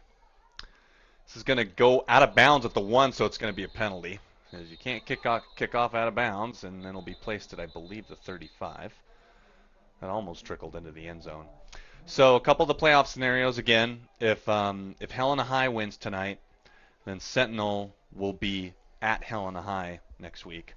If Big Sky wins and Helena High loses, then Helena High will be, Sentinel will stay here and play Big Sky. What will happen to Capital if they, after this game? So Capital looks like they're going to slip to number 5, the 5 seed, because Flathead would have won, and then they'll go to number 5. But if Flathead wins, then it's gonna, there's a lot that has to happen. So yeah, a lot has to happen for every team. So, but if Flathead wins and Capital goes on to lose this game, which it looks like they're going to, Capital is going to be playing on the road in the first round. But definitely what we want to see here is we want to have a nice little Sentinel versus Big Sky matchup. That's what we would like. Then again, if you really think about it, it would be nice to see them maybe even go on to the second round versus each other. Yeah. That would be pretty cool too. Yeah, that would be pretty cool. And that would be a possibility, yeah, to have if, Sentinel ends up playing Helena and Sentinel wins and then Big Sky wins their home game. Then it could be Sentinel against Big Sky. Yeah, it's all crazy, but we'll break it down for you this week. All we know is Billings Senior has clinched home field advantage. They're going to be a force to reckon with again with Gabe Sulcer and Ackelson doing the running. Tough team to slow down.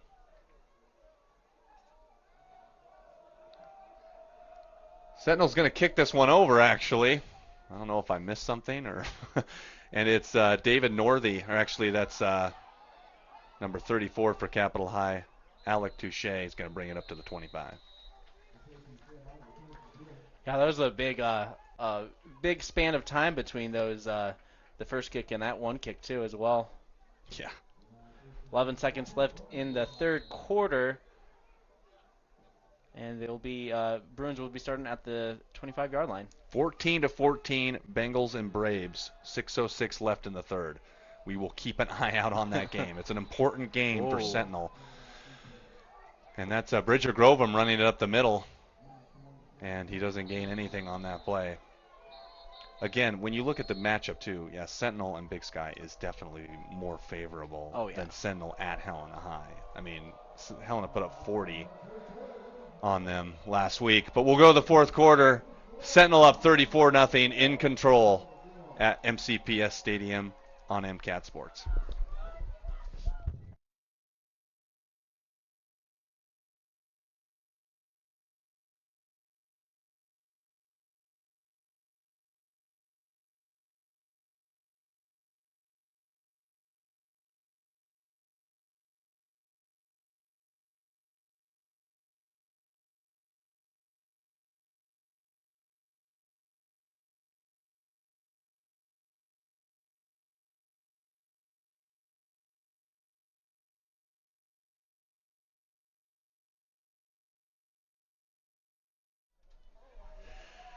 Capital down by 34. That was a throwaway right there. Yeah, that definitely was. Bridger Grovem had nowhere to go. Yeah, Bruins are stopping the clock at 11:56 in the fourth quarter. I think Bridger Grovem should have been in the backfield taking the snaps the entire time. At least then you would have created some balance of passing. It's sort of, they kind of went back and forth. But you're also mentioning that the Bruins are missing a player, kind of making the whole team dynamic kind of off in a way. Yeah, we've never seen Seth Schneider. And Grovem's going to throw an incompletion. Sentinel's just been in the right place at the right time. Yeah, that was very dangerous. There's about 3 Spartans in the line of fire right there. I think McCarville has only 1 catch. He's a senior. I saw him catch one like at this side of the field at the 35, and that's all I've seen from him today. So really just a non-factor all the way around. Already the 4th down. 4th down, and they're going to go for it. No, nope, they're punting. Nope. What am I saying? DeWaters is back, and they kick it somewhat away from him, which is a smart decision, and it'll bounce out at the 30. So Sentinel is just going to run some clock up 34-0. And we'll keep tabs on the Helena High game for you. 14-14 with 6 minutes left to go in the third. So yeah, I think Dane's definitely not too worried about it right now. He's kind of sitting pretty for sure. Mm-hmm.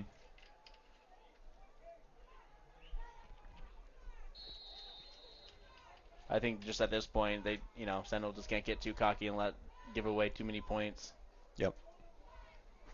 Big Sky definitely a good chance, like we mentioned, though, to really make the state title game. I mean, it's definitely there, and if they win 2 playoff games, they're going to be at home for both of them. Yeah, Giancarlo just has to stay healthy for the next three, 4 games.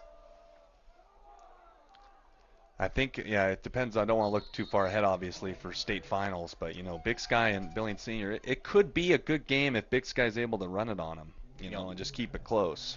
But it'll be interesting. Well, they get a pool going. Yeah. What's the spread? We'll have to pick a spread too. Yeah.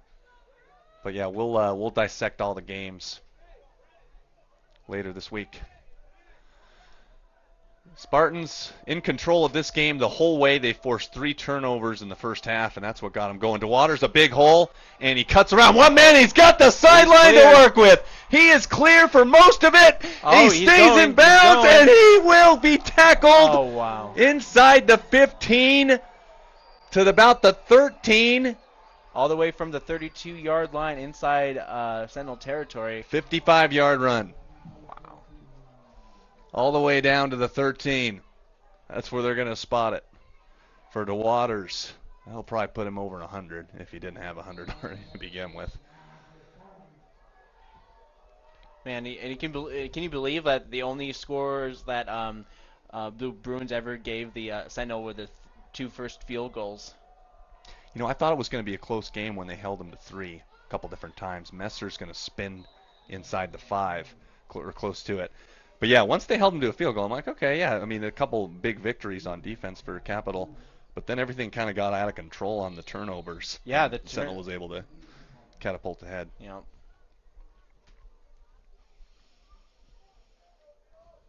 Spartans are just kind of letting this clock run. Big time run by Elias DeWaters on the near side of the field. Went 55 yards on the pitch. And DeWaters is going to take it. And he's going to wiggle down for about a yard to the 5. So Sentinel will have a 3rd and it's like 2, looks like. I think they can still get a 1st. And here's DeWaters again. And they can't make it. Nothing too spectacular on the last few plays for Sentinel, just kind of running up the middle. I don't know if they'll try a field goal or not. We'll find out in about a minute here. They might just try and go for it. If they don't get it, it's like, well, they're backed up all the way inside the 5. So it looks like they're going to go for it. Sentinel will go for it on 4th down and goal, and it's going to be Caden Messer, and I think he could still get the 1st down.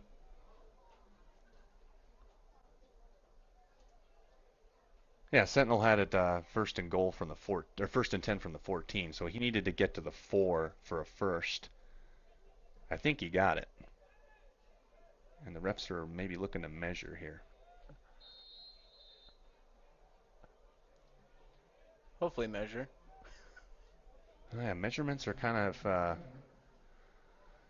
foreign concept in high school football. It seems like this may be like our first one of the year. They should have measured on that other one that we thought for sure. Like, oh, we don't want to. We'll see if they got the 1st down, and moment of truth.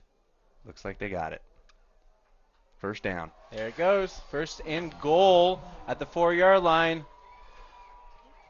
1st and goal from the 4. Caden Messer just got enough to move the chain, so Spartans are going for 40. They can get it in here. Oh, yeah. And they've pitched a shutout. least at this point. And last week against the other Helena team, they were down by 40. Yeah, they gave up 40. They weren't down ever by 40, but Oh, yeah. okay. It's a touchdown. There you go. There you go. That'll be 40 as Rylan Ort finds his man in the end zone. As we just go over the 9-minute marker in the game. So Rylan Ort with the touchdown pass. That's the first touchdown pass of the game, as the rest of them have been running plays. Oh, excuse me. No, Germer had a quick screen. That was a touchdown pass too. So that's his second touchdown of the game for Rylan Ort. Peppinger on for the 5th point after touchdown, and it's good. He'll probably be playing Division I college football, kicking for somebody. 41-0. Spartans lead it on Missoula Community Access Television. We'll be right back.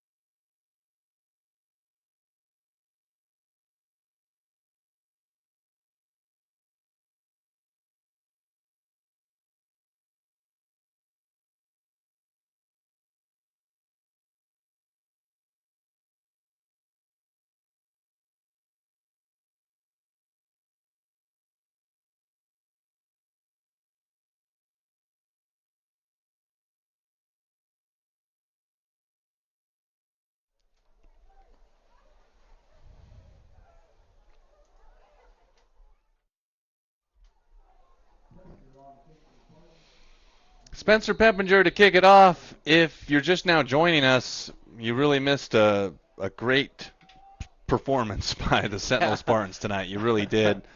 Very complete game all the way around. I mean, the penalties were only really roughly the mistakes that were going on, but Sentinel hasn't turned the football over. They forced 3 turnovers. Yeah, They ran the football, done a lot of good things. They made a lot of lemonade from some of the lemons. Yes, they did. A lot of lemons were out there. And this kick will be returned up by Touche, Alec Touche, to the 28-yard line. And they're going to keep a running clock. Yeah, and I gotta say, the weather's been perfect. It has. It was perfect when I got here. Yeah, Seriously, I mean, it's been great. Last 2 games we played, it was a little cold. A couple hand warmers for some of my camera crew out there, toughing out the cold. A nice little break from some of the cold this week as well. But of course, next week temperatures are going to be dropping by at least 15, 20 degrees. There you go. Gain of 3 for Capital High. I won't be there next weekend, unfortunately, but I'm sure it'll be a very exciting game, and I'll try and keep tabs on it the best I can. Maybe Big Sky Sentinel will hold off until you're there you go. You're back. It'll probably be it'll be down to the wire, I'm sure. As McGinley's going to run it, he'll be brought down on 2nd down. But yeah, I mean, I'm sure if it's Big Sky, Missoula Sentinel, it'll be a great game. I'm sure it'll be real close. And that's why I keep mentioning it's really, for a 7 seed for Sentinel, it's really the best matchup they could have, playing their crosstown rival.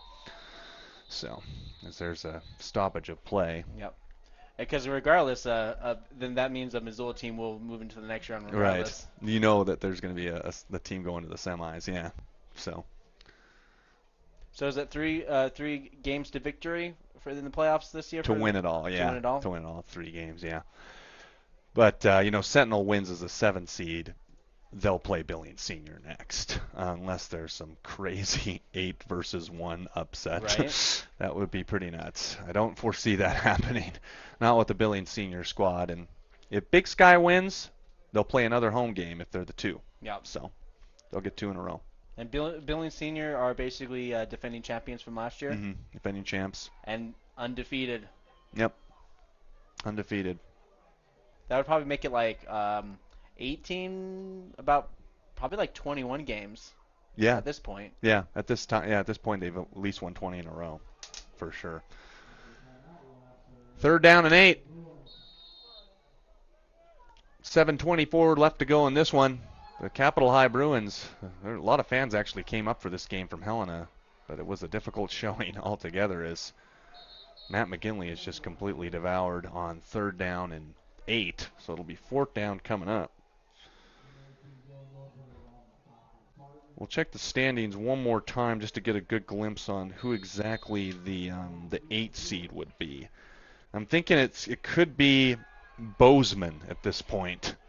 That's going to be out to Touche. Touche's got some room to run down the middle of the field, brushes off a defender, and gets across the 45, so that's a first down. That's probably one of the bigger gains of the night for Capital High. Yeah, Bozeman is kind of fighting for that last seed, so if they win, they'll for sure be the 8 seed there, and they'll play Billings Senior first. McKinley out in the flat too far, and it was Bo King defending on that one.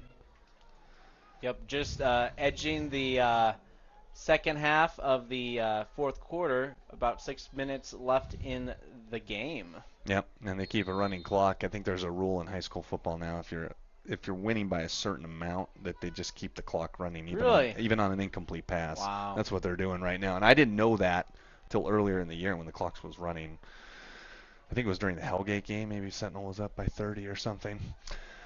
Look, this is Grovum to the near side, and it's close to a first down, and that's McCarville, who never really got going for the Capital High Bruins. I mean, he was their leading receiver. This is a team that runs the football quite a bit, and like we mentioned, Seth Schneider nowhere to be found, and the coach never mentioned that he was hurt, but I didn't think to ask about injuries either, so never saw Seth out there tonight. Grovum is going to roll out, and he's looking for McCarville, changes his mind, and he's going to throw out to McCarville this time, and he's got him on the sideline there, so that'll get down to the 15 of the Spartans, and so the shutout is in fact in jeopardy at this point. Yep. He was pretty wide open too. The Sentinel were really letting him just kind of have some space there and whatnot for a pass. He even couldn't run it a good 5-6 yards without being touched by Sentinel.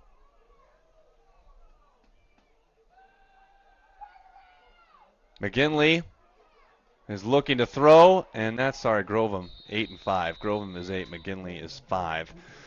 Then Grovum runs it out of bounds. We'll check some more updates here to see if we can get anything on Helena High and Kalispell. As my phone is down to 6%. Oof. Battery is wearing thin. Second down and 9. Grovum to the air, and that was just a misread. And they just really haven't been on the same page. Really, there's a lot of throws that were behind the receiver. There were quite a few of them. Most of the throws, when they do have throws that are incomplete, have been a little too short. Yeah. Huntley Project leads Big Timber 26-14 in Class B action. Huntley Project's always had a real good football school. So Helena 20-14 on Kalispell with 9:14 to go, and McGinley's in trouble. Or Grovum's in trouble, and he finds McCarville, and McCarville's going to get to the end zone. McCarville leans toward the end zone, and Grovum found him, and he split the defenders, and so the shutout is officially over. Regardless, Sentinel has still played an amazing football game here today, up 41-6. Helena up 20-14 with 9:12 to go. Again, if Helena wins tonight, then Helena will be the 2 seed, and Big Sky will be the 3, and it would be 3 versus 6. So we'll pull up what that scenario is like. Extra point on the way. It could be Big Sky taking on... Ooh, they hit the goalpost on that one, so no points for Capital. No extra point for Capital. Extra point is off the crossbar, and so it's going to be 41-6. Yeah, if Missoula Big Sky is the 3, they'll play probably Kalispell Flathead, who will be the 6, or possibly Helena Capital. So just throwing that scenario out there if Helena High wins tonight. We'll keep it right here, 41-6, 3 minutes and 9 seconds left to go in the game. McCarville with a touchdown reception. Wow. They got in. It didn't look like they were going to because they were running the ball so much and they couldn't ever get anything going. Yeah, but they got that. Yep, they got it. They got it. They got him with McCarville finally. Grovum found him along the far sideline to instill a little bit of life And Capital's still going to the playoffs. However, they will not be playing at home.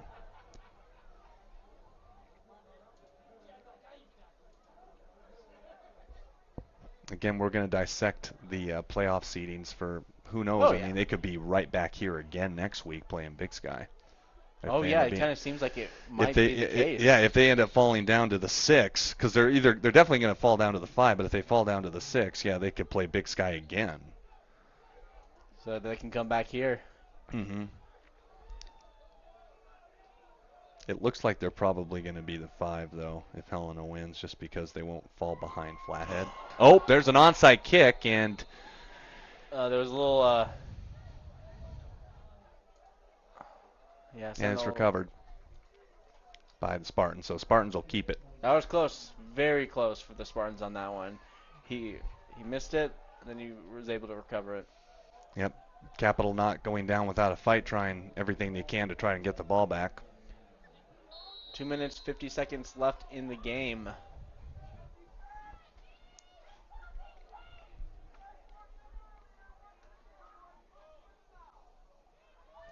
So who will Sentinel be playing next week?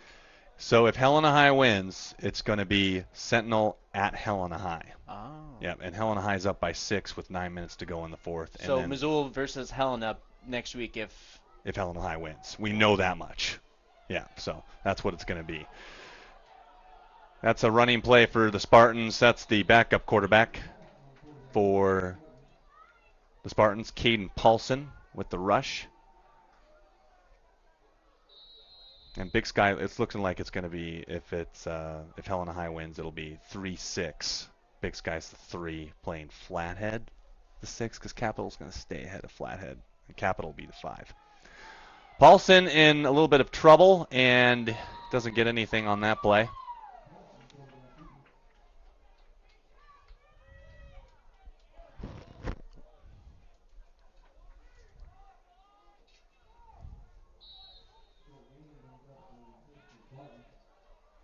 coming up to about a minute and a half left in the game. Clock's still running.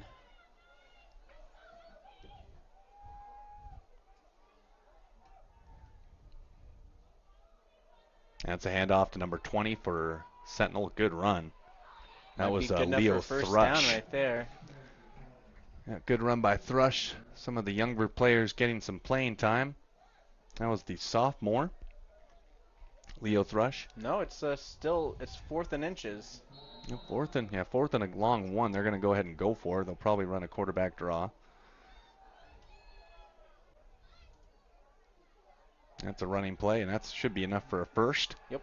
So Sentinel will keep the clock moving. Under a minute to go. They played a great game here tonight, folks. And it's pretty much over at this point. Pretty much over. They might have to run one more play. It's 41-6. So Capital's going to be on the road in the playoffs. It looks like they're going to go to Billings West, who is going to be the 4 seed. So a little bit of a long drive for them. Not good for a team that's lost 3 in a row that actually looked pretty good early on. So that'll do it. There it is. A great game. 20 seconds and counting left, but they're going to send everyone onto the field. Sentinel played terrific tonight on both sides of the football. They're in the playoffs. They were kind of on the outside looking in after they lost 3 out of 4. Right. But they end the conference season 5-4, and so they'll take on the winner of if Helena wins, they play Helena next Friday. If Sentinel, that game could be on a Saturday. It's not guaranteed. Right. It's going to be a Friday night. If Flathead comes back and beats Helena, then they're going to play Big Sky here on this field. Maybe Friday, or the game could be on a Saturday. What are some of your predictions for? We're dark, but yeah, We're back. Our crew's pretty much cleaning up, so the cameras will probably go out, but we'll still talk. Yeah. We're still streaming. So, what are your predictions on how Sentinel will be playing playing in the playoffs, and also Big Sky? Because it seems like Big Sky might make it to maybe even even further, pretty far to this within the second round, but it might be a really close second round game. Again, I think Sentinel and Big Sky is a good matchup for Sentinel because Sentinel just sees Big Sky more. They play him every year. With Helena High, it might be kind of back and forth. But last week, Sentinel lost 40-17, so it's like it's a redemption game for Sentinel. They just saw him. But I would say the matchup that is more favorable to them is the Big Sky game. It's one that they're going to be a little bit more fired up for. They're playing it on this field. So if you're a Sentinel fan, you're definitely cheering for Kalispell Flathead to come back against Helena High tonight because they're down by 6 in the fourth quarter. So we'll see how things go. Big Sky looking mighty tough, though. I mean, even if Big Sky's the 3, I still think that they could take Helena High in the second round if they were to play Helena High. If Helena High beats Sentinel, it could be Big Sky versus Helena High in the second round. They could definitely take them on, even if it is in Helena. And I don't know. My prediction, honestly, I think it's going to be Big Sky and Billings Senior in the state championship. I really do believe that, and it'd be great to see Big Sky there for represent. Well, before we wrap up, I'm just going to give a shout out to Jack Catmull, our switcher, Austin Guzzi, Graham Martin, and Rowan Lemus on the cameras. We'll hopefully be live next Friday for one of the playoff games. Big Sky is hosting here in Missoula. And we think it's on a Friday night, but it's still like it could be a Saturday. It's TBT, and we're definitely getting not too much information on that one. Yeah, not too much information. And TMI. And TMI, yeah, or TBD or TBA, whichever sounds cooler. Yep. Thanks for watching Missoula Community Access Television Sports. I'm Cole Johnson along with Scott Ramp. Sentinel wins at 41-6. We'll be back next weekend.